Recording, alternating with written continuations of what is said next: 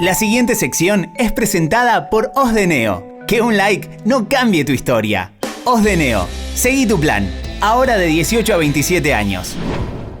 La pandemia puso a la humanidad en una encrucijada en la que encontró problemas objetivos, gigantescos problemas objetivos, y otro tipo de problemas que tendrían que ver con la naturaleza humana. Entre los problemas objetivos, el primero está en el virus en sí mismo, su carácter novedoso y, por tanto, el desconocimiento hacia él.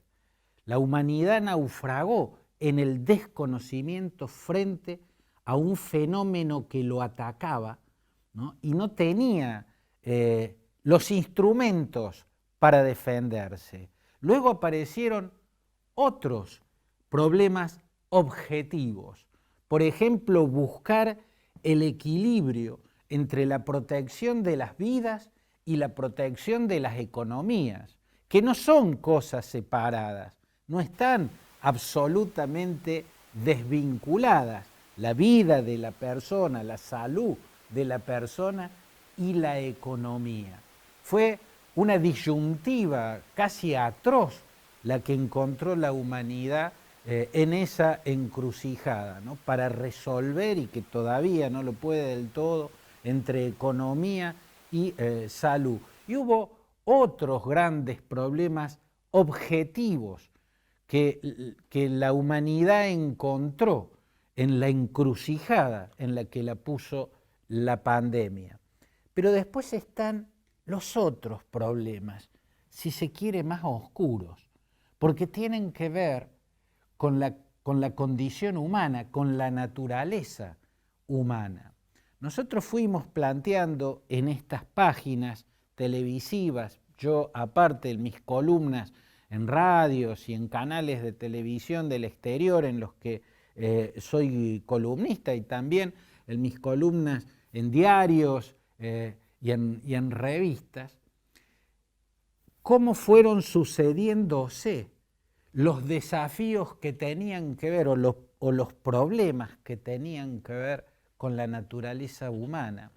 A uno de ellos, que irrumpió muy al principio de la pandemia, lo expliqué, como supongo que muchos analistas políticos lo habrán hecho, recurriendo a la antigüedad griega, ¿no? A la antigua polis griega, donde aquella democracia ateniense que hubo entre los siglos VI y siglo IV antes de Cristo, creó la palabra idiota, era el idiotes en ese momento, para denominar a aquel ciudadano de la polis que se desentendía de los problemas de la polis, aquel ciudadano de la polis que prefería ignorar las amenazas que sufrían los otros ciudadanos de la polis, incluido él mismo, aquel ciudadano de la polis que no iba al ágora a debatir con los otros ciudadanos para crear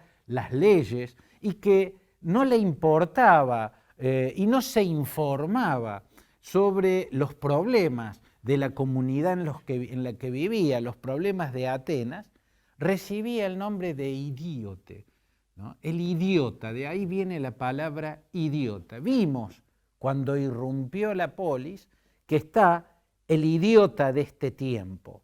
Cualquier cantidad de idiotas de este tiempo aparecían como si no se estuviesen enterando de nada, y no se estaban enterando de nada, porque viven de espaldas a la sociedad, porque viven de espaldas al mundo. Es como si vivieran ensimismados, mirándose el propio ombligo, pensando solo en sus propios problemas, gustos y satisfacciones, ¿no? Entonces aparecían aquellos o que se iban a la playa, o que organizaban una fiesta, o que hacían campeonatos de fútbol, o lo que fuese, ¿no? Esa fue la irrupción de el idiota, tomando la significación que en su origen en la antigua polis griega tiene ese concepto, ¿no? El que no se interesa por los problemas de la polis, en este caso el problema de la polis global,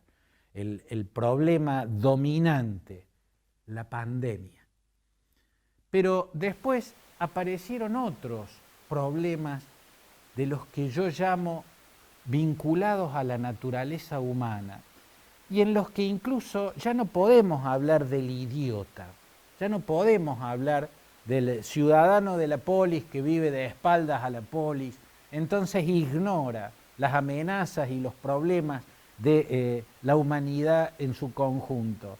No, a esta altura no se puede decir que haya gente que no sabe, por ejemplo, que contagiarse implica no solo el riesgo de morir o de quedar con secuelas graves, sino también implica convertirse en un arma que va a generar contagios.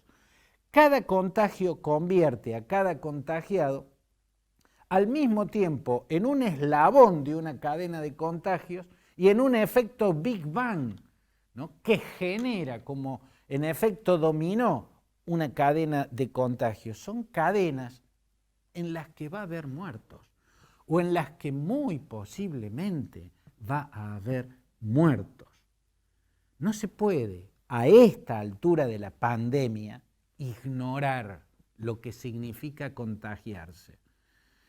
Hay un tipo de actitud que en las últimas semanas se ha convertido en todos los rincones del planeta en el principal detonante de nuevas escaladas de contagios.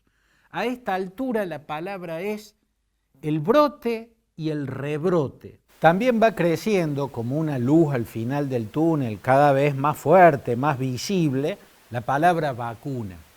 Pero en las últimas semanas, brotes y rebrotes son las palabras que están marcando esta etapa de la pandemia, porque incluso regiones que estaban saliendo de lo peor de la crisis están volviendo hacia lo peor de esta crisis sanitaria. Y en la mayoría de los casos, esos brotes se producen por fiestas electrónicas, en la Argentina asados donde se juntan los amigotes a comer o hacen partido de fútbol o van a bailar a boliche, ya sea en Europa, en Estados Unidos, en Latinoamérica, donde uno se asoma, ve una tendencia, ¿no?, a aglutinarse masivamente como si no existiera el peligro, como si ese amontonamiento no fuese a producir lo que produce un rebrote del virus, y en cada rebrote se inicia ese Big Bang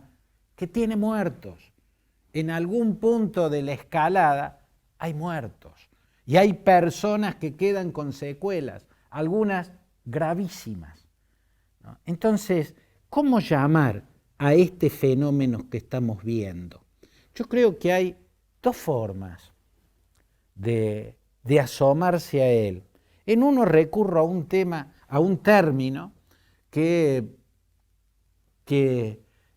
acuñó en el acto un querido amigo mío, Alberto Amuchastegui, que además es un lúcido analista con un vocabulario muy frondoso cuando se trata de explicar y de describir libros o escenarios sociopolíticos. Alberto Amuchastegui me escuchaba perorar sobre este aspecto, ¿no?, del momento de la pandemia, las reuniones masivas o el amontonamiento en playas en el verano que está habiendo en el hemisferio norte, con un protagonismo estadístico predominante de los jóvenes que producen nuevos brotes con escaladas que suman muertos, que suman fragilidades a la economía, que suman angustias, que ponen marcha atrás en los procesos de flexibilización de las cuarentenas y del distanciamiento social.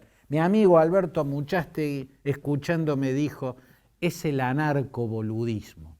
Me pareció un término perfecto, el anarcoboludismo, ¿no?, ese anarquismo de subvertir las reglas, pero desde una rebelión de la estupidez, desde una rebelión de la frivolidad, ¿no?, desde una rebelión de la negligencia absoluta, ¿no? El término anarquista caracterizó al pensamiento de tipos brillantes, de brillantes intelectuales revolucionarios, como Proudhon, Kropotkin, Bujarin, Malatesta. Bueno, podríamos hacer una lista larga de revolucionarios que plantearon el anarquismo y que marcaron los finales del siglo XIX y las primeras décadas del siglo XX. Después del término anarquismo, a los que Proudhon, Malatesta, Kropotkin, Bujarin y tantos otros daban como sentido la lucha para abolir la propiedad privada, el Estado, el gobierno y cualquier otro instrumento de dominación de unos por sobre otros, se crearon nuevas palabras que venían con la palabra anarquismo adelante. Se habló de anarcocomunismo, anarcocapitalismo, anarcosindicalismo, anarcoindividualismo. Bueno, la pandemia nos obliga a acuñar un nuevo término, el anarcoboludismo, ¿no? Que es la gente que actúa por irresponsabilidad o por estupidez o por frivolidad de un modo criminal, ¿no? Entrar sin el barbijo a un lugar donde hay otra gente, correr sin el barbijo, pasar al lado cuando voy corriendo de otra persona y voy exhalando fuerte porque voy corriendo, o juntarme con más de 10 personas a comer un asado o a celebrar un cumpleaños o lo que fuese. Eso es anarcoboludismo.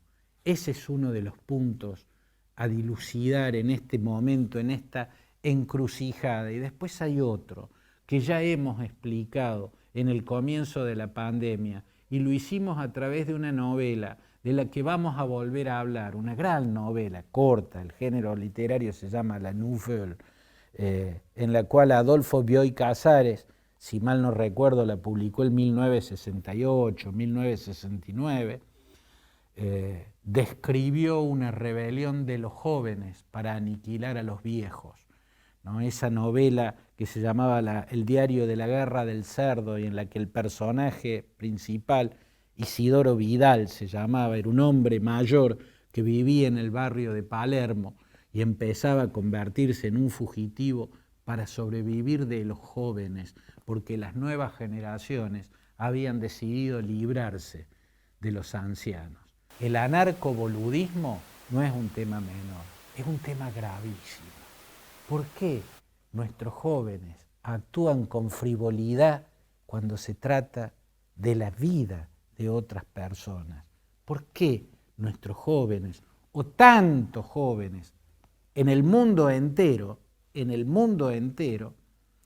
están actuando como si no les importara los muertos que van a provocar por los brotes y rebrotes que están causando con sus fiestas electrónicas, sus amontonamientos en las playas, sus asados y tantas otras cosas?